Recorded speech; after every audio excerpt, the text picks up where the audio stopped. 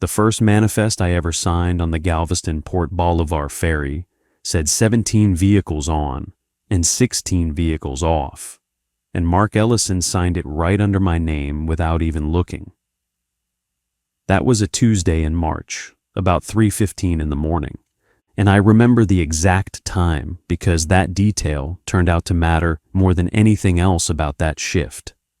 I need to say right up front that I was an insurance adjuster for 11 years before I ended up on that boat. I'm telling you that because what I'm about to describe is going to sound like the kind of thing people make up. And I want you to understand what kind of person I am first. I don't make things up, I reconcile things. That's what I do. If a number doesn't match another number, I find out why. It's the only thing I've ever really been good at, professionally speaking. And it's the reason I lasted as long as I did at that ferry job. And also the reason I eventually had to leave. The insurance thing ended in December. Not going to get into it. It ended. And the severance was smaller than I expected. And by February, I was $42,000 underwater between the truck and the second mortgage, and a credit line my wife didn't know about. I had a 30-day window before the bank started doing the thing banks do. A buddy of mine named Kyle, who I knew from church back when I still went to church, told me TXDOT was hiring deckhands on the Galveston ferry, and they would take anybody with a pulse and a clean drug screen. Night shift, $16.50 an hour to start, with overtime after 8, and they'd put me on full-time in 90 days if I didn't quit. I didn't quit. I want to be clear about that. I didn't quit. I got off that boat, eventually, but I didn't quit. The distinction is going to matter later. The Galveston Bolivar ferry, if you've never been on it, runs across the mouth of Galveston Bay between Galveston Island and the Bolivar Peninsula. It's a free service, part of Highway 87, and it runs 24 hours a day. Most people who take it are just trying to get to Crystal Beach or Winnie or over to the island, and most of the time it's a regular little maritime commute. The vessels themselves are these double-ended boats, about 260 feet long, named for engineers and commissioners, and each one holds about 70 vehicles on 2 lanes with passenger decks above. The crossing takes around 18 minutes if the current's cooperating. I'm giving you these details because I want you to understand that this is a real place. You can drive there. You can get on that boat tonight. It is not some spooky little ferry in the middle of nowhere. It's Texas Department of Transportation, staffed by state employees, bound by federal maritime regulations, inspected by the Coast Guard. There are cameras, there is paperwork, there is a chain of command. That's what makes what I'm about to tell you so hard to say. My first shift was a Monday into Tuesday, shift 9 p.m. to 5 a.m. They partnered me with a guy named Reuben, about 50 years old, built like a tired linebacker who had been deckhanding out of Galveston for 19 years. Reuben showed me the lane flags, how to direct cars onto the boat, how to chock the wheels on the heavy trucks, and how to count. That's the word he used, not take a count or do a head count, just count. You count when they come on, he said. You count again when the gate closes. You count again when we dock the other side. You count a 4th time when they roll off. Then Mark signs the slip. Then you sign under Mark. Then we go again. I asked him why 4 counts. Seemed like a lot. He looked at me for a second, and then he said, "Because the number has to be right," which is the kind of thing an experienced man says to a new guy when there's a whole lecture behind the sentence and he doesn't feel like giving it. I didn't push him. I was brand new. I was trying very hard not to be the guy who asks questions. The first crossing was the 11:15. I counted 14 vehicles on, 14 across, 14 off, clean. The second was 11 vehicles, clean. The third was 9. By 1 a.m., the lines had thinned out to just the occasional truck and the odd car full of teenagers coming back from the beach, and I started to think, okay, this is a job, I can do this job for 90 days and have insurance again. Then the 3:15 happened.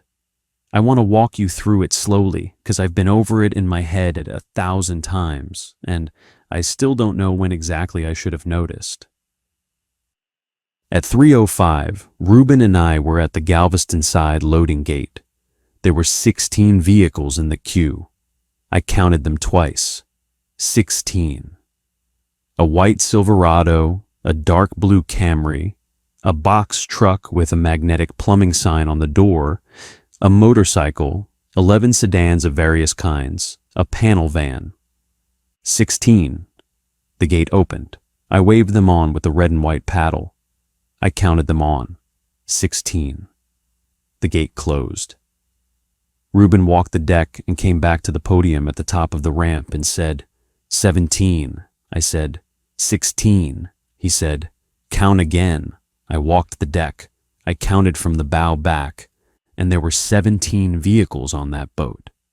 Between the Silverado and the Camry, in a spot I was absolutely certain had been empty 30 seconds before, there was a two-tone 1963 Chevrolet Impala. Dark on top, cream on the bottom, chrome in fair shape, Texas plates, but the kind of plates I didn't recognize, with black lettering on a yellow ground. The engine was off. The headlights were on. The driver was a man I could not quite see, because the angle of the windshield caught the sodium light from the boat's overheads and smeared his face into a kind of soft blur, like a photograph taken through Vaseline. I counted again, 17. I walked back to Reuben and I said, there's a 63 Impala in lane 2 that wasn't in the queue. Reuben didn't look up from the clipboard. He wrote the number 17 in the on column and he said, yeah, that was it. Just yeah, like I had told him it was humid out. We crossed. 18 minutes. I stood at my post and I did not look at the Impala because Reuben was not looking at it, and I had been on that job for 6 hours and I did not want to be the guy who made a thing out of something. At 3:33, we docked at Port Bolivar. Reuben dropped the apron, the gate opened, the vehicles rolled off. I counted them, the Silverado, the Camry, the box truck, the motorcycle, the 11 sedans, the van. 16. The Impala did not roll off. I was watching for it. I was watching that exact spot in lane 2, and I watched cars pass it, and I watched the spot where it had been, and at no point did a 63 Impala come down that ramp. I walked the deck again. The Impala was gone. The spot was empty. The boat was empty. Reuben was at the podium writing in the off column. I looked over his shoulder and I saw what he wrote. He wrote the number 16, 17 on, 16 off. Mark Ellison came down from the wheelhouse. Mark is in his late 50s, short gray beard, eyes like he's seen the inside of every bad day that ever existed. He took the clipboard. He read the numbers. He signed the sheet. He handed it to me. He said, sign under me, son. I looked at the numbers. I looked at him. I said, the count doesn't balance. And Mark said, and I want you to hear this the way he said it. Mark said, the count is correct. Sign the sheet. I signed the sheet. I signed it because I needed the job, and because Reuben was standing there, and because Mark was standing there, and because in that moment I told myself there was a reasonable clerical explanation, and I would figure it out in the morning. I told myself the Impala had been in the queue the whole time, and I had miscounted. I told myself it had driven off, while I was checking the off column. I told myself, a lot of things. Adjusters are good at telling themselves things. It is almost the whole job. I drove home at 5 a.m. and I slept 4 hours, and I got up and I drove back to Galveston for my second shift. And I want you to understand, I drove there telling myself I would figure out what had actually happened on that 315 crossing. I never did figure it out. Not the way I wanted to. What I figured out was something else. The crew matters. So let me describe them quickly. Mark had been the night crew chief for 22 years. Before that, he'd worked days. And before that, the Port Aransas ferry further south. And before that, Reuben told me, he'd been in the Coast Guard out of Corpus Christi. He was not a friendly man, but he wasn't an unfriendly one either. He was the kind of man who has made peace with something and no longer feels the need to explain the terms of the peace to anybody else. His hands were always clean. His boots were always polished. He drank black coffee out of a green thermos, and he watched the water the way other men watch television. Reuben I've already described. He had a daughter at Texas A and M. Galveston studying marine biology, and a wife who worked at the hospital, and a house on 4th Street that had flooded twice. He was not a talker. When he did talk, it was to give you information you needed, and the information was always correct. There was a third deckhand named Lacey, maybe 26, from somewhere in East Texas originally, the kind of southern voice that could go from friendly to dangerous in about half a sentence. She worked the opposite lane from Reuben and me. She was fast, competent, and she did not like me, which I understood because she had been there longer and I was new. That was the night crew.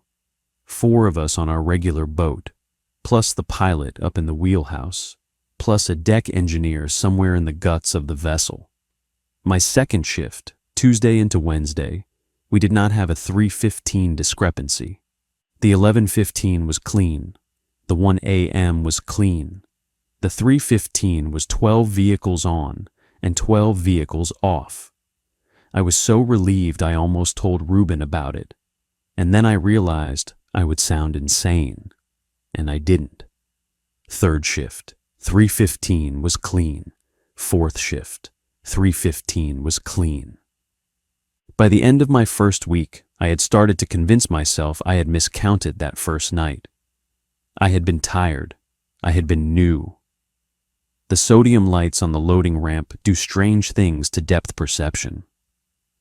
Maybe there had been 16 the whole time, and Reuben had written 17 by mistake, and Mark had rubber-stamped it because Mark rubber-stamps things late at night. I assigned the I miscounted scenario a 92% probability, which is the probability an adjuster assigns when he really wants a claim to go away. Friday night, my 5th shift, I found the notebook. I was in the crew locker room at the Galveston terminal about an hour before the shift started, looking for a clean pair of work gloves because mine had gotten soaked the night before. The lockers are old steel gym lockers, olive green, some of them going back to the 70s. The unassigned ones have the padlocks cut off and the doors hanging open, and they get used as a communal catch-all for stuff people leave behind. I was rooting through the bottom of one of them, looking for gloves, and my hand hit something thin and hard under a pile of old rags. I pulled it out. It was a spiral-bound pocket notebook, the cheap kind, cardboard cover water-damaged into a wavy brown, metal spiral rusted, pages yellow at the edges. On the front of the cover, in ballpoint pen, someone had written, D. Reyes, Corrections. I opened it.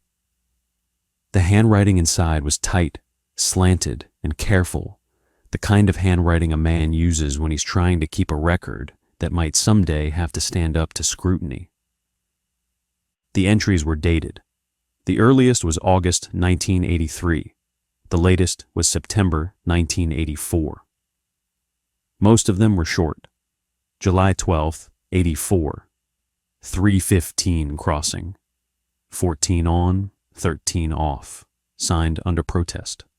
July 14th, 84, 3:15 crossing. 9 on, 8 off, signed under protest. July 19th, 84, 3:15 crossing. 16 on, 15 off, refused to sign. Miller signed for me. I flipped forward. The later entries got longer. They started talking about the vehicle and the 63. One of them said, asked Miller directly why we log it. He said, because if we don't log it, the bay takes a real one. I asked him what that means. He said I knew what that means. I do not know what that means. And then, on a page near the end, messier, like the man had been in a hurry. I'm not signing it tonight. I don't care what happens. I am not signing a manifest that says account balances when it does not balance. Miller can sign it. Let the bay take whatever it takes. I'm not going to be the guy who writes the number down. That was the last entry. I sat on the bench in front of the locker and I read the notebook twice. The second time, my hands started to shake a little, which was embarrassing because I was alone in the room and there was nobody there to see it, and I still felt embarrassed. I put the notebook in my jacket pocket. I finished dressing out. I went up to the deck. Reuben was at the podium. I said, as casual as I could manage, "Hey, did there used to be a deckhand here named Reyes?" Reuben did not look up from the clipboard. He said, "Daniel Reyes." I said, "Yeah." Reuben said, "He worked here in '84. I said, "What happened to him?" Reuben wrote something on the clipboard. He capped the pen. He put it in his shirt pocket. He said, "He didn't sign a manifest one night. And then there was a storm, and 3 cars went over the side on the 1 a.m. crossing the next week, and they never found any of them." He stopped. Then he said, "Daniel didn't come back after that. His wife got a call from the PD a few days later. That's all I'll say about it." He said all of that in the same tone he used when he told me how to chock a wheel. Then he looked up at me for the first time, and he said, "Why are you asking?" I said, "I found a notebook." Reuben looked at me for what felt like a long time. Then he said, "Put it back where you found it, and don't tell Mark you found it, and come up to the podium. We got a boat to load." I put the notebook back. I closed the locker. I went up to the podium. That was Friday, my 5th shift, and that was the night I stopped pretending the first crossing had been a miscount. Saturday, my 6th shift, I got to the terminal an hour early on purpose. I went back to the locker room. I opened the unassigned locker. I went all the way to the bottom, past the rags, past a pair of cracked rubber boots, past a half-empty can of engine degreaser, and at the very back of the locker, taped to the inside of the rear wall, I found a laminated index card. The card was old. The lamination was yellowing at the edges, and the plastic had bubbled in places. The card itself had been typewritten, not printed from a computer. Actually typewritten, on a real typewriter, with the uneven pressure and the slightly off letter spacing you only get from the real thing. There was no header. There was no signature. There was no official seal. There was just a list. Never acknowledge a vehicle that appears on both manifests without disembarkation. Do not make eye contact with any driver in a vehicle bearing paper plates after midnight. If a vehicle boards without entering the queue, log it without a timestamp. Never recount vehicles after the manifest has been signed. If a passenger asks about a repeat vehicle, redirect without answering directly. Do not approach boarding vehicles from the east side after dark. If a vehicle's lights remain on during the crossing, do not turn them off. And at the bottom of the card, one more line. The count reconciles, the bay remembers. Sign the sheet. I read that card 3 times. I did not take it off the wall. I did not photograph it. I did not do any of the things I would later wish I had done. I just read it, and I put everything back the way I'd found it, and I closed the locker, and I went up to the podium. Reuben was already there. Mark was already there. Lacey was already there. Nobody said anything. The 11:15 went off clean.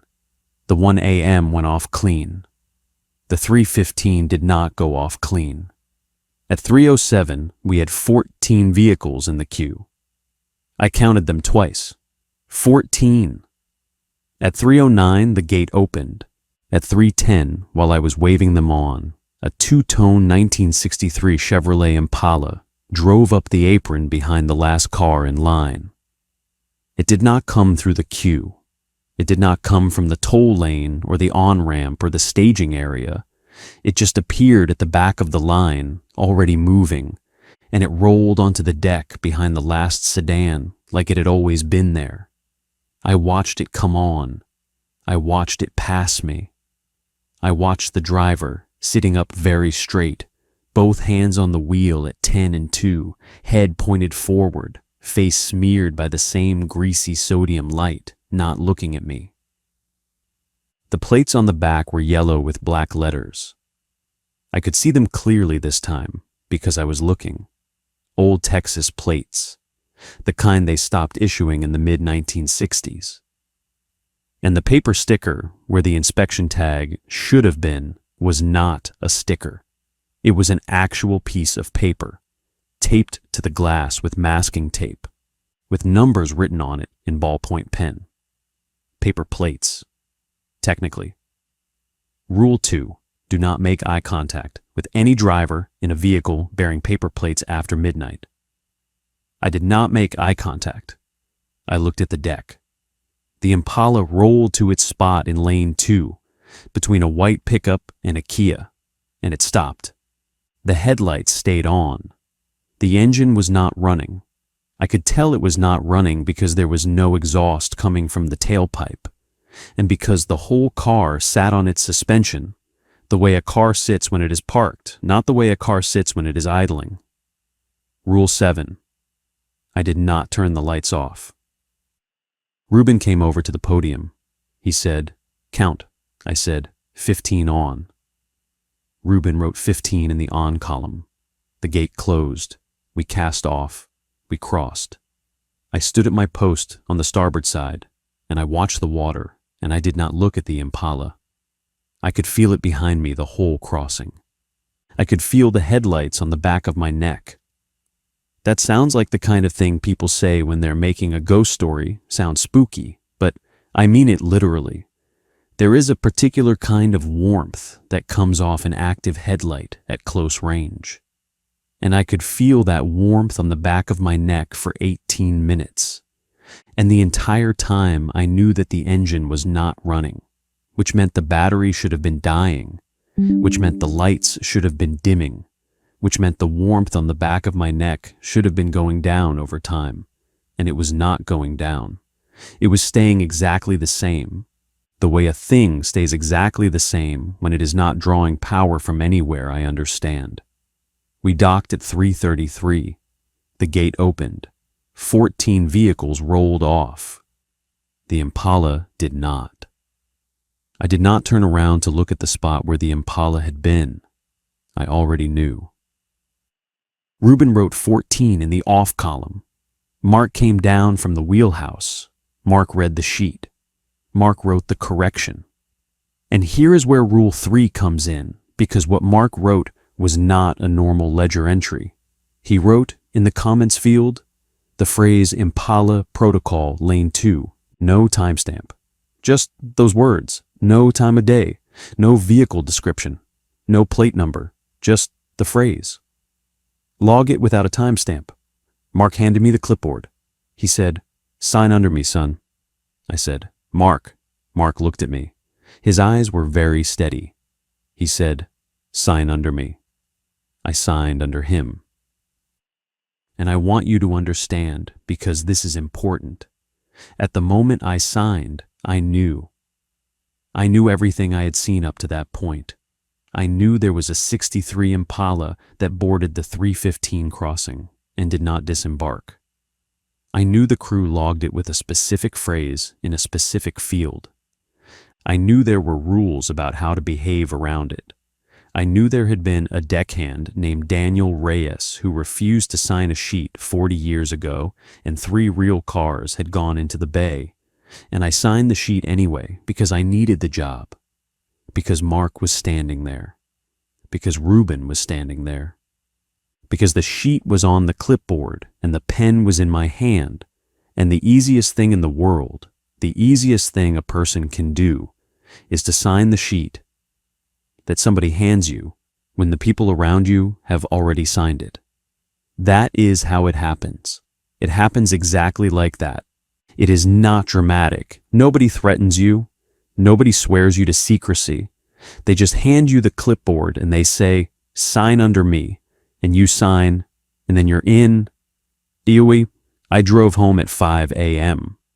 I sat in my truck in my driveway for about 40 minutes before I went inside, and I remember thinking over and over, there has to be a clerical explanation. There has to be a clerical explanation. Which is the thing an adjuster says to himself when he already knows there isn't one. I went inside. My wife was asleep. I got into bed next to her, and I stared at the ceiling until the sun came up. For the next 2 weeks, I learned to live with it. That sentence sounds worse to me now than anything else I'm going to tell you, so I want to say it slowly. I learned to live with it. I started keeping my own notes, not in a spiral notebook like Reyes. I'm not stupid. I kept them in an app on my phone, password protected, backed up to a cloud account my wife didn't have the login for. I logged every 315 crossing. I logged the vehicle counts. I logged the Impala. I logged the driver, to the extent that I could see the driver, which was not very far because the sodium light on the loading ramp really did do something strange to his face. It was not just an optical illusion, not just my eyes, it was a consistent, repeatable effect where the windshield of that particular car at that particular angle under those particular lights always produced the same soft smear over the driver's features. I could see a jaw. I could see a shoulder. I could see both hands on the wheel, always at 10 and 2, always gloved, always perfectly still. I could not ever see a face. On my 9th shift, I counted the deck twice before we cast off. 15 vehicles, clean. Halfway across the bay, I checked again, out of habit, because I was running a little obsessive about the numbers by that point. 16. Nobody had boarded. Nobody had moved. I walked the lane slowly, one hand on the rail, counting under my breath. And when I got to lane 2, the Impala wasn't where it had been at the start of the crossing. It was parked one position forward, exactly one position forward from where it had rolled to a stop when we loaded. No engine noise, no sound of tires on deck plate, no driver visible through the windshield beyond the usual smear. The Ford Focus that had been parked in front of it was now behind it. The white pickup that had been next to it was still where it had been. It was the Impala that had moved. I did not tell Reuben. I did not tell anybody.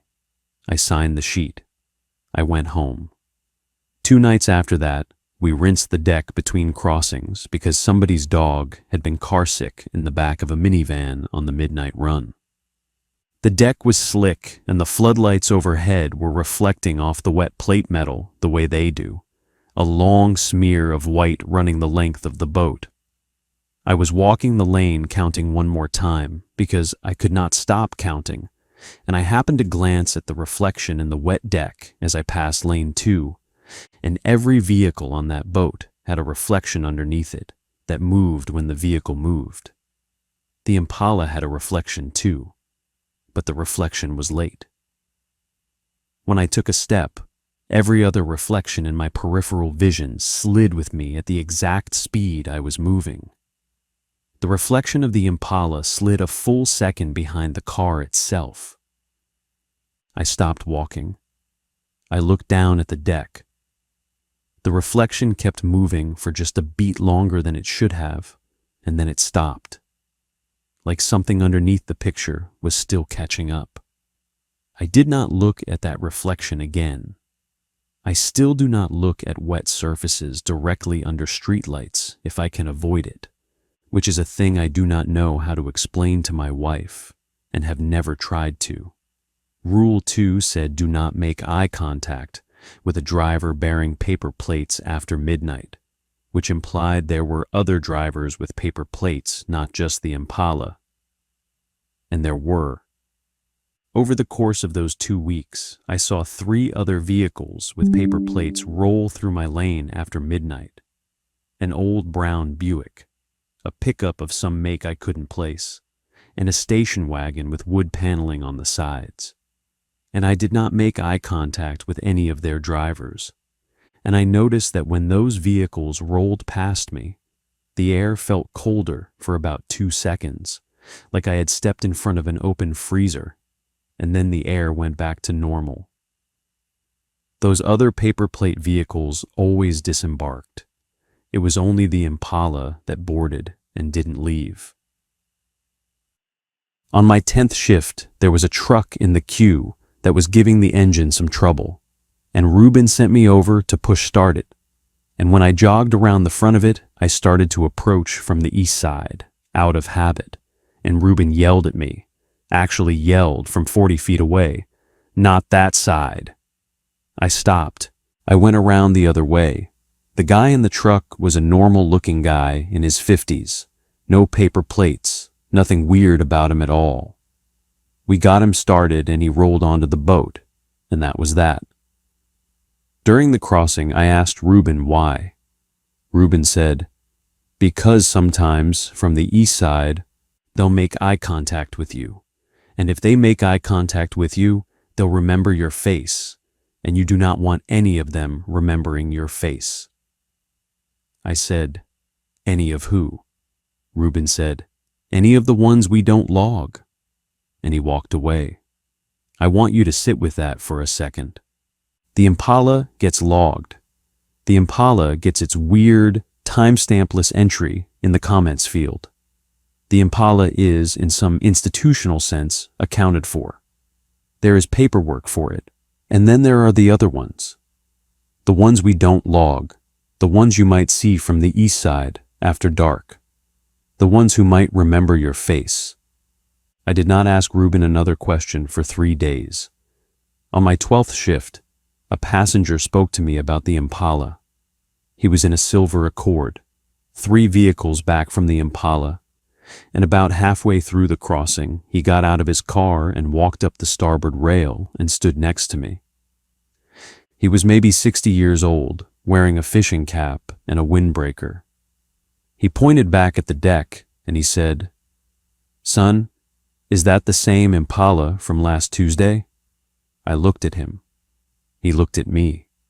He had the mildly confused expression of a man who has just noticed something and is not yet sure whether it is worth being alarmed about. I said, "Sir?"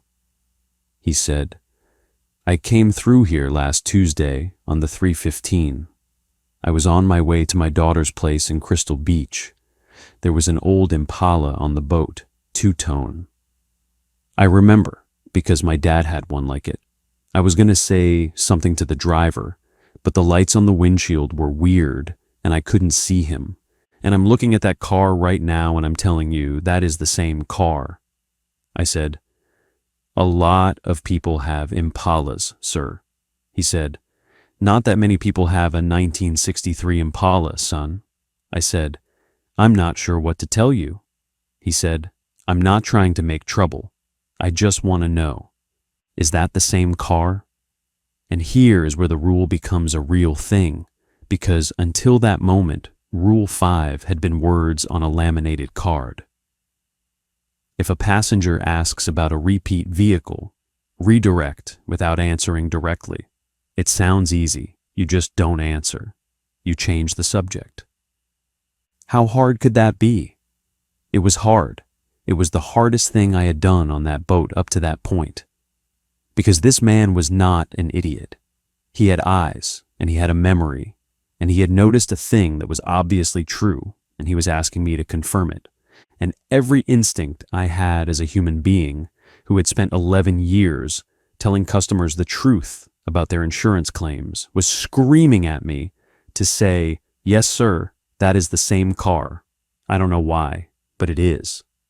I did not say that. I said, "Sir, I've only been on this crew a couple weeks. I'm not going to be able to give you any history on the vehicles." He kept looking at me. I said, "If you want, when we dock, you can go up to the terminal office and file a question with TXDOT. They'll have records." He kept looking at me. I said, "I think we might have a storm coming in tomorrow night. You driving back up the peninsula?" He looked at the water. He looked at the Impala. He looked at me. And then he said, very quietly, and I want you to hear it the way he said it. He said, "Son, you're not looking at it either, are you?" It took me a second to process the sentence. He had not asked whether there was something wrong with the car. He had asked about me. He had been watching me the whole time we'd been talking, and he had noticed that my eyes were not once going to the spot in lane 2 where the Impala was parked. He had noticed that my eyes went everywhere except there.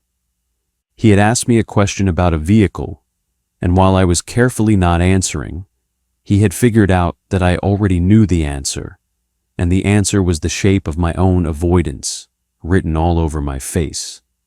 I did not say anything. I could not think of anything to say. He nodded very slowly, in the exact way a man nods when he has just made a decision not to keep asking. He said, "Okay, just that. Okay." And he walked back to his Accord. He got in, he closed the door. He didn't look at me again. When we docked, his Accord was one of the first off. I watched him drive off the apron and turn north on Highway 87, and I have no idea if he ever told anybody about what he saw, but I do know that I never saw him on that ferry again, and I was looking for him. Rule 5 works, and the reason Rule 5 works is that a grown man who is confronted with something impossible and who is given an opportunity by the person in authority to treat it as ordinary will almost always take that opportunity, because the alternative is to go home and tell his wife he saw a ghost car on the Galveston ferry, and no man over 50 in Texas wants to have that conversation at the dinner table. But I realized something, driving home that morning, that I had not realized standing there at the rail. He had not asked about the car. He had asked about me. And the part of me that had gotten good at not looking was now a part of me that strangers could see. I went home and I threw up in my own driveway before I went inside. On my 15th shift, Reuben didn't come in. Reuben had not missed a shift in 19 years, apparently. Lacey told me that. She said it flatly, the way she said most things. Mark put me at the podium alone for the first half of the shift, which meant I was running the count, which meant I was the one who would write the numbers for the 315 crossing. At about 11 p.m., I asked Mark where Reuben was. Mark said, "He's taking a personal day." I asked if he was okay. Mark said, "He'll be fine." I did not believe Mark. I do not know what I thought had happened to Reuben, but I didn't believe him. The 11:15 was clean. The 1 a.m. was clean. At about 2:30, as the boat was pulling back into Galveston for the turnaround, Mark came down from the wheelhouse and stood next to me at the podium. He did not say anything for about a minute. Then he said, "You found the notebook." I said, "What notebook?" Mark said, "Don't." I didn't say anything. Mark said, "Reuben told me you asked about Reyes. I figured it out from there. You found the notebook in the locker. You read it, yes or no?" I said, "Yes." Mark said. You read the card on the back wall. I said, yes. Mark said, all right. He stood next to me at the podium for another minute. The water was black. The wind had picked up a little. The red port light on the Bolivar side was blinking its slow blink across the bay. He was not a man who rushed into speech, and he was not about to start. Mark said, Reyes was a good man, better deckhand than I'll ever be. Had a wife, a baby girl. When the night came that he was going to sign that sheet, he couldn't do it. I was the new guy that year, 23 years old. Miller was the chief. Miller signed for him. And then we crossed, and the storm came in, and 3 cars went into the water on the next run, and we never found any of them. Not the cars, not the people. I said, Mark. Mark said, let me finish. He didn't finish. Not the way you'd expect. He stood there looking at the water for a long time, and when he spoke again, it was slower, like he was picking the words out of a box he didn't like opening. He said, there was a storm in 1900, took most of this town out to sea. Nobody got a proper burial, a lot of things that happened after. People around here connect to that, and some of them probably shouldn't. I don't know. Miller told me what we do and why. Half of what he told me, I believe. Half of it, I don't know about. What I know is this. The count has to balance. When it doesn't balance, something takes the difference. And the Impala is the difference we give it, so it doesn't take something else. He paused. He said, that's as much as I've ever figured out, son, and I've been at it longer than you've been alive. I said, where does the Impala come from? Mark said, I don't know. I said, who drives it? Mark said, I don't know, and I've stopped trying to know. I said, what happens if we stop signing the sheet? Mark looked at me for a long time, and then he said, you read the notebook. I said, real cars go into the water. Mark said, real cars go into the water. I was quiet for a while. I said, Mark, I can't do this. Mark said, you've been doing it for 15 shifts, son. I said, I didn't know what I was doing. Mark said, you knew by the 3rd shift. You knew by the 1st shift, if we're being honest. You just didn't want to know you knew. That's all right, that's how everybody does it. Miller did it that way. Reuben did it that way. Lacey did it that way. I did it that way. Reyes was the only one who couldn't, and the 3 families of the 3 cars from the 1 a.m. crossing that week have spent 41 years not knowing what happened to their people. You want to be Reyes? I'll walk you to the parking lot right now, and I'll shake your hand, and I'll wish you well, and I'll find somebody else to sign tonight's manifest. But I need to know before the 3:15, because if you're not signing, I need to be at the podium. And if I'm at the podium, you need to be on the apron, and we need to know which one of us is which before that car comes up the ramp. I stood at the podium. I watched the water. I thought about $42,000. I thought about the credit line. I thought about the 3 families. I thought about my wife. I said, I'll sign. Mark nodded. He said, that's the right call, son. He put his hand on my shoulder briefly, and then he went back up to the wheelhouse. At 3:10, the Impala came up the ramp. At 3:15, I wrote 16 in the on column. At 3:33, I wrote 15 in the off column. At 3:34, I wrote it in the comments field, Impala Protocol, Lane 2, no timestamp. Mark came down. Mark signed. I signed under Mark. The bay was quiet that night. Nobody drowned. The count reconciled. I went home and I slept for 11 hours, and I did not dream. Reuben came back 3 shifts later. He did not mention the personal day. I did not ask.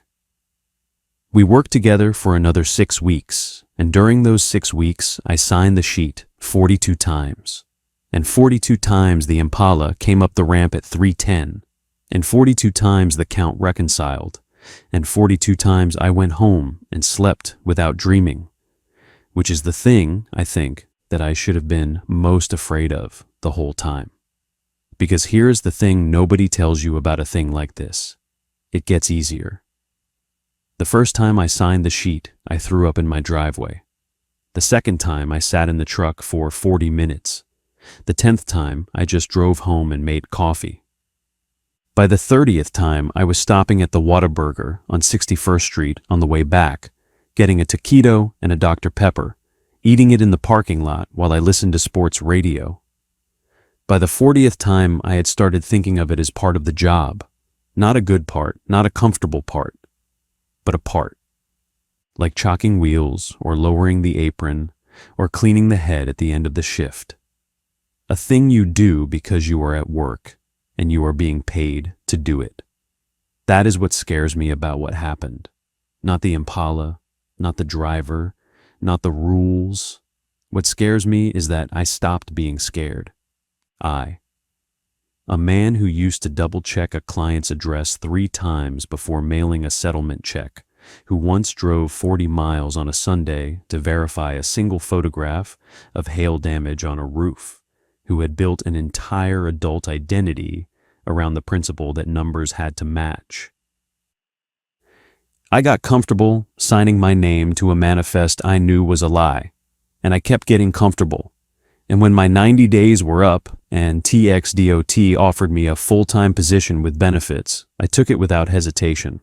I took it because I needed the insurance, and because my wife was proud of me for finding stable work, and because, honestly, I had come to like the crew. Mark and Ruben and Lacey were good people. They were not monsters. They were just people who had inherited a job from the people before them and were doing the job the way it had to be done. There was a weight they all carried, and they carried it together. And after 90 days, I was carrying it with them.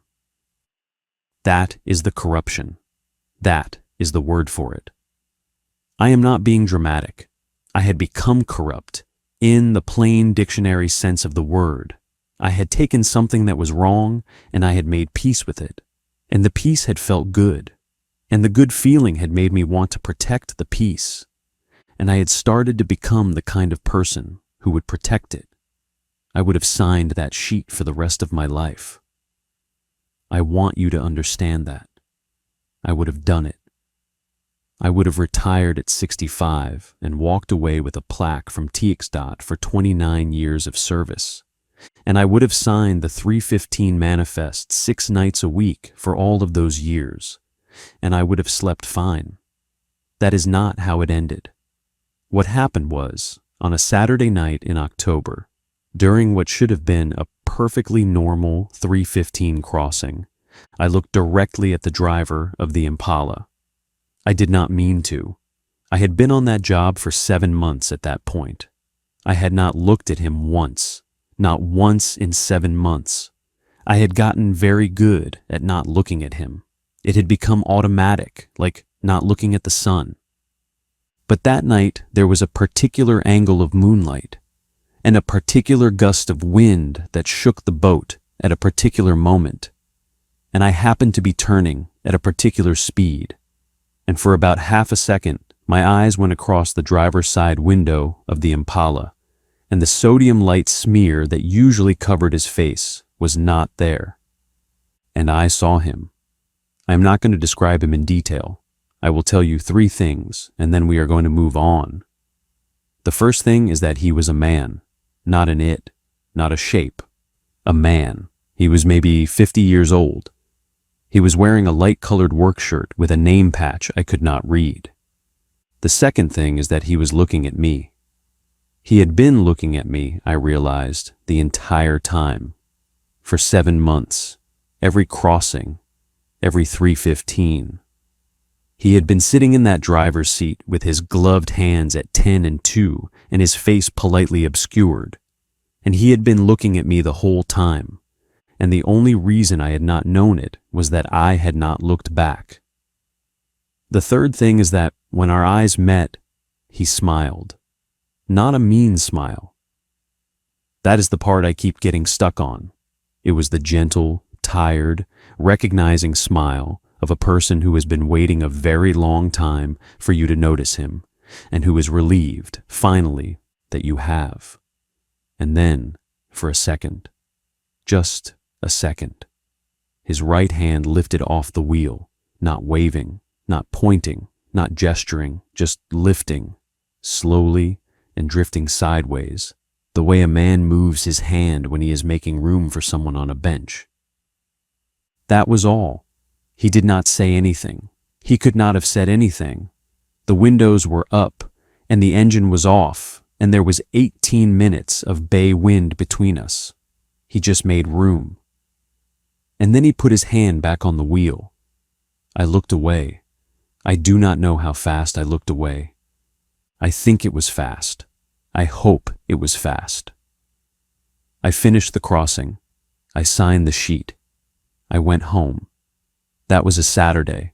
On Sunday night, during the 3:15 crossing, the Impala was in lane 2 as always, and when I did my walk of the deck, I saw that the passenger seat, which had always been empty, was no longer empty. There was a man sitting in the passenger seat. He was also wearing a light work shirt. He was turned slightly toward the driver's side, as if in conversation, and when I passed the car, he turned his head slowly, and he looked at me through the passenger side window. He had my face. I don't know how else to say it. He had my face. Not exactly, a little older maybe, a little more tired. The hair was wrong. Mine isn't that dark, but the jaw was mine. The shape of the forehead was mine. The small scar on the left eyebrow from when I was 12 and fell off a bike was mine. He smiled at me. The same smile the driver had smiled. Patient, tired, recognizing. I finished the crossing. I signed the sheet. The comments field on that manifest said, Impala Protocol, Lane 2, no timestamp. It did not mention a passenger. I did not add one. I went home. I did not sleep. On Monday, I called in sick. On Tuesday, I called in sick. On Wednesday, Mark called me. He did not say hello. He said, "Come in tonight. We need to talk." I went in. I sat in the break room at the terminal with Mark and Ruben and Lacey. Mark had made coffee. Nobody drank any of it. Mark said, "Son, did you look at him?" I said, "Yes." Mark closed his eyes for a second. Ruben put his hand over his mouth. Lacey, who had never once been kind to me, reached across the table and put her hand on mine. Mark said, all right.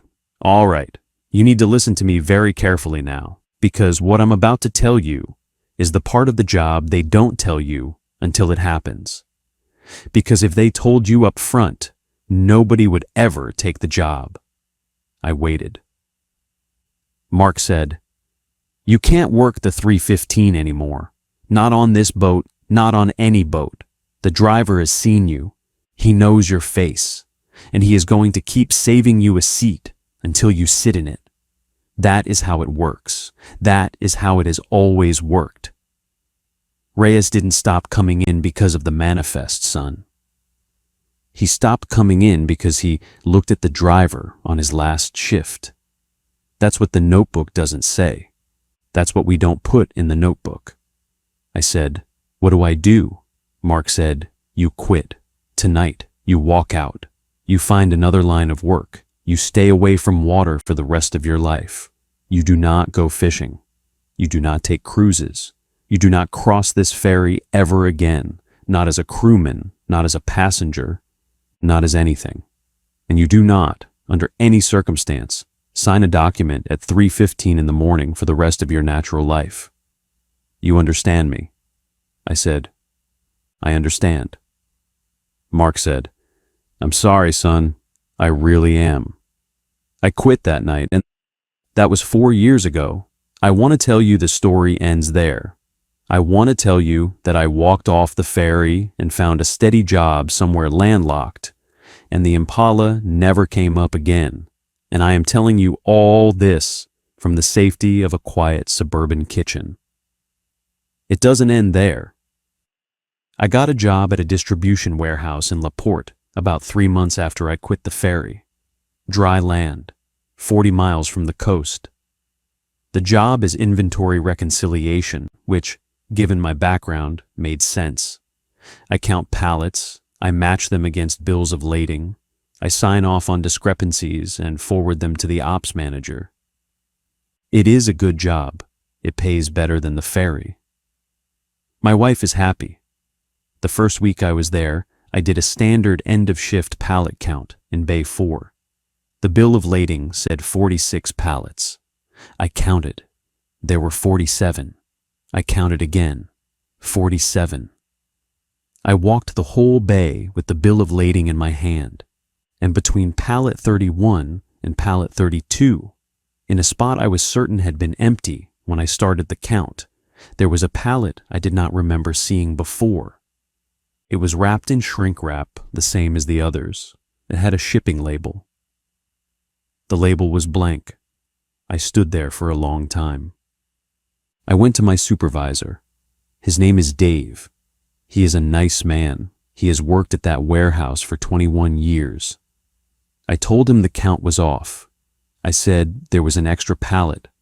I said the label was blank. Dave looked at me for a second. Then he looked down at his clipboard. Then he looked up at me, and his face did something, just a little thing, a flicker, a tiny tightening around the eyes. And he said, "Yeah, that happens. Just log it in the comments as unidentified pallet, Bay 4, no manifest reference. Don't timestamp it. I'll sign off." I said, "Dave." Dave said, "Just log it, man. I'll sign off." I logged it. I did not timestamp it. Dave signed off. That was 4 years ago. I still work at that warehouse. There is still an extra pallet in Bay 4 every Tuesday, and Dave still signs off without looking. There are 5 of us on the Bay crew, and all 5 of us know, and none of us talk about it. I did not leave one rule-bound system for a free one. I just brought my rules with me. Or they brought themselves. Or whatever it was that used the Impala as a placeholder on the bay learned that I had been trained, and it found me a new bay, and a new placeholder, and a new sheet to sign. I don't know what the pallet is. I have not looked at the label up close. I have not peeled back the shrink wrap. I have not, under any circumstance, allowed myself to look directly at it for more than half a second at a time. Last week, I had a reason to be in the security office after my shift, and while I was waiting for Dave to finish a phone call, I found myself looking at the monitor feed for Bay 4. It was a habit. I watch the feed sometimes, the way you check a mirror before you leave the house, just to confirm the world is in the shape you left it. The timestamp on the feed said 2:47 a.m., which was before my shift had started. Bay 4 was empty. No forklifts, no foot traffic, no crew. And the extra pallet was already there, between what would eventually be pallet 31 and pallet 32. 40 minutes before I had clocked in. 40 minutes before any pallet had been placed in that bay that day. And as I was watching for about one frame, I want to be clear about that because I have gone back and paused the footage, and it is just one single frame of video, which on that camera is 1/30th of a second. The shape on the floor of Bay 4 wasn't a pallet. It was narrower. It was taller. It was sitting upright. The shape had shoulders. It had the suggestion of a head bent slightly forward, the way a man sits when he is waiting for somebody to come sit down beside him. And then the next frame was a pallet again, shrink-wrapped, blank label, between 31 and 32, where it always is on Tuesdays. I did not tell Dave. I did not pause the footage in front of him. I closed the window. I said goodnight. I drove home. I got into bed next to my wife. I did not dream. That is the part I cannot forgive myself for. Not the signing, not the Impala, not the man in the passenger seat with my face, the not dreaming, because a man with a conscience dreams. A man with a conscience has nights. A man with a conscience does not go home after something like that and sleep through until his alarm. Whatever I became on that boat, in those 7 months, signing that sheet at 3:15 in the morning while a car that wasn't a car sat in lane 2 and a driver with a face I refused to look at waited for me to finally look. Whatever I became is not the kind of man who dreams anymore, and I do not know how to get that part of myself back, and I am beginning to suspect that there is no version of getting it back, and that the seat he was making room for on that bench is the seat I have been sitting in, quietly for 4 years, without knowing it. I still sign the sheet every Tuesday. I sign the sheet and I go home, and I sleep, and I do not dream.